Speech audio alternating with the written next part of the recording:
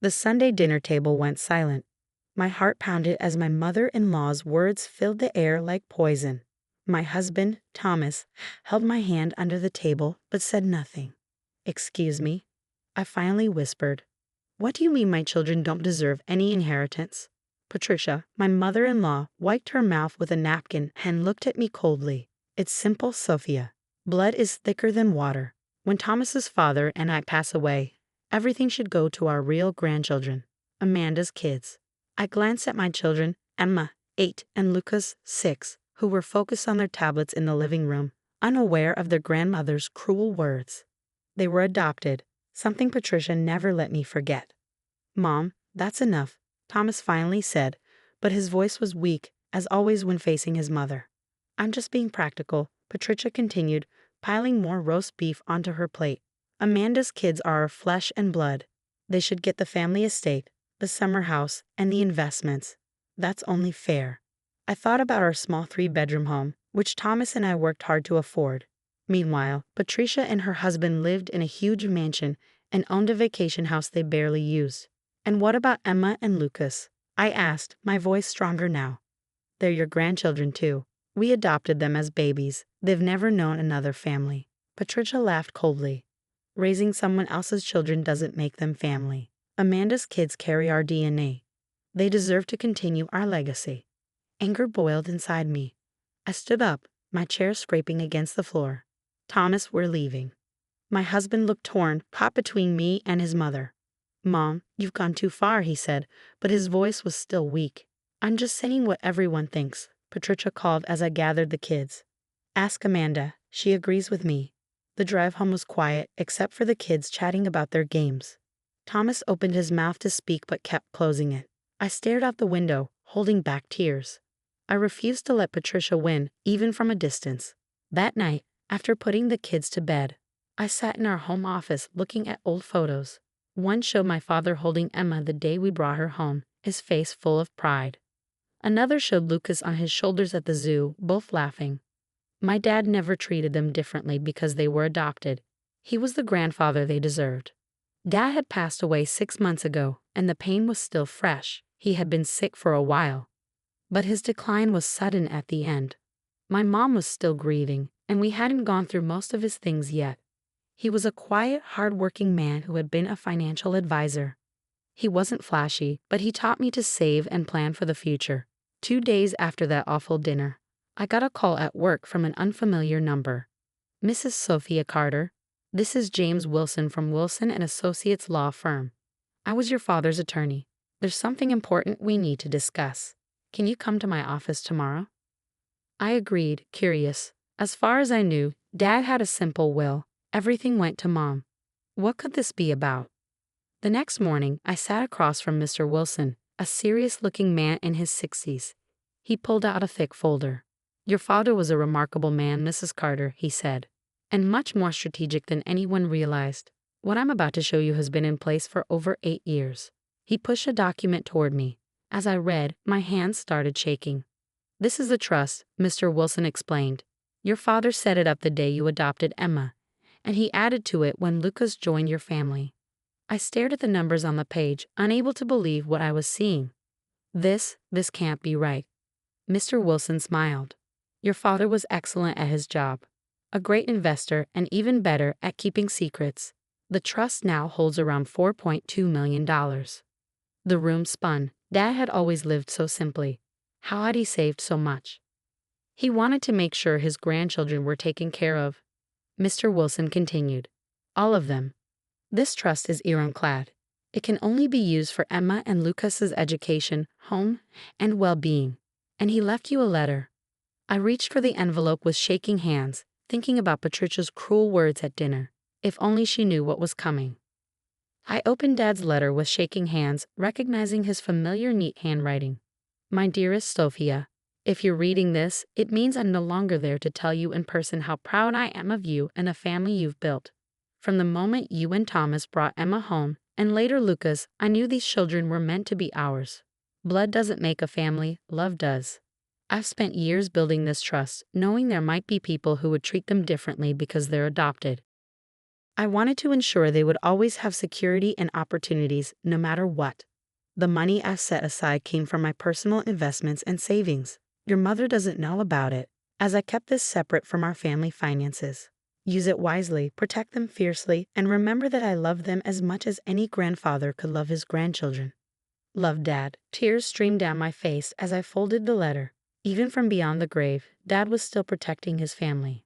That evening, I showed Thomas the trust documents and Dad's letter. His face went through a range of emotions: shock, disbelief, and finally, shame. I should have stood up to my mother more strongly, he admitted, running his hands through his hair. I never imagined your father had done something like this. The question is, I said carefully, what do we do now?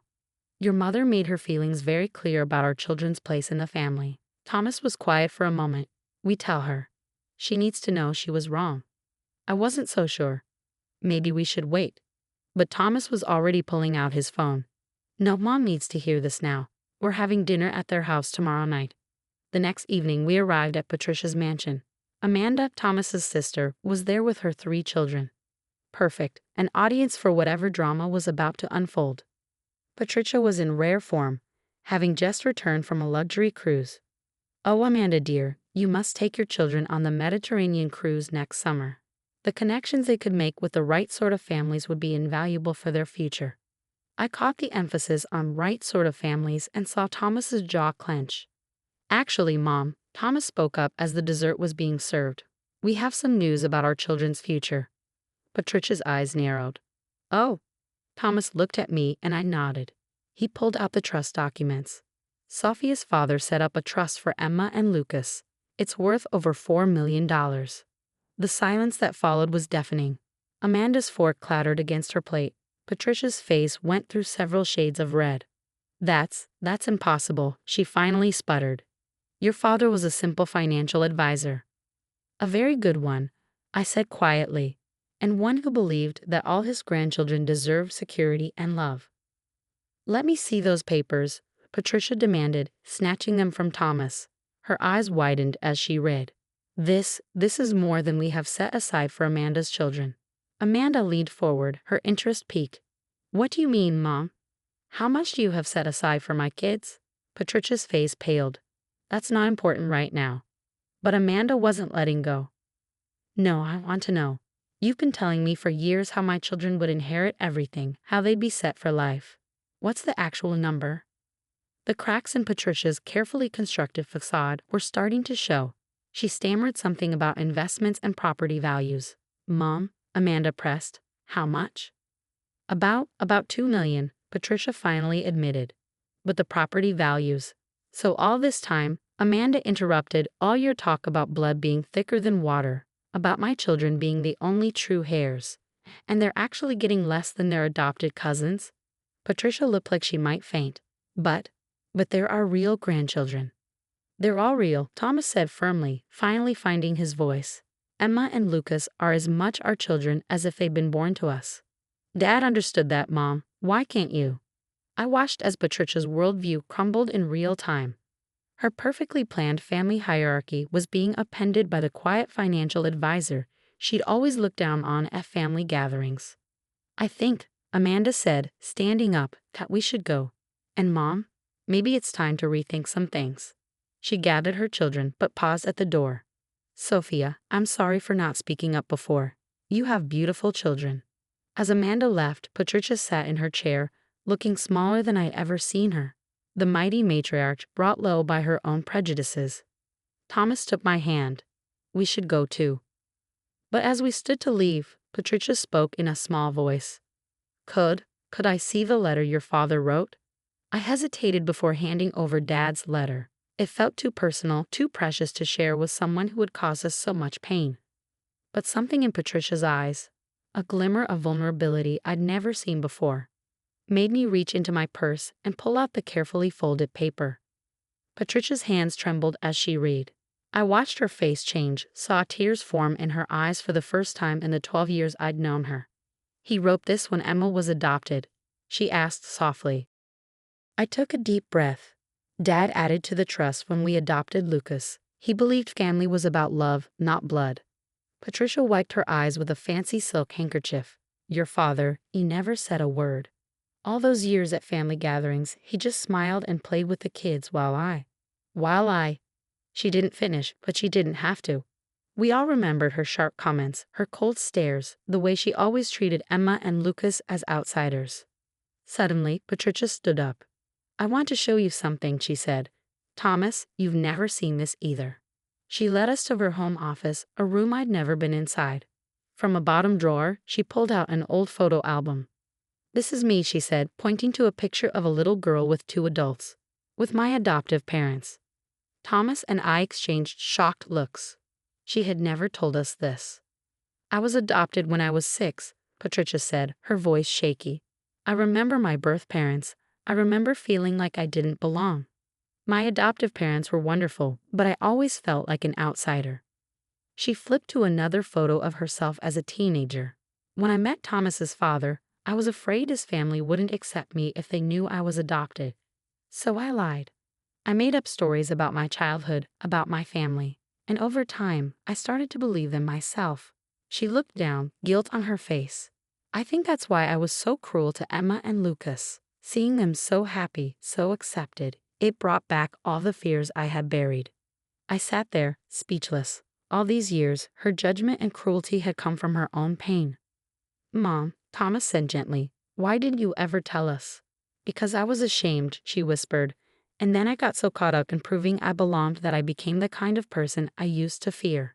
She turned to me, her mascara smudged. Sophia, what your father did for Emma and Lucas, it's the same thing my parents did for me.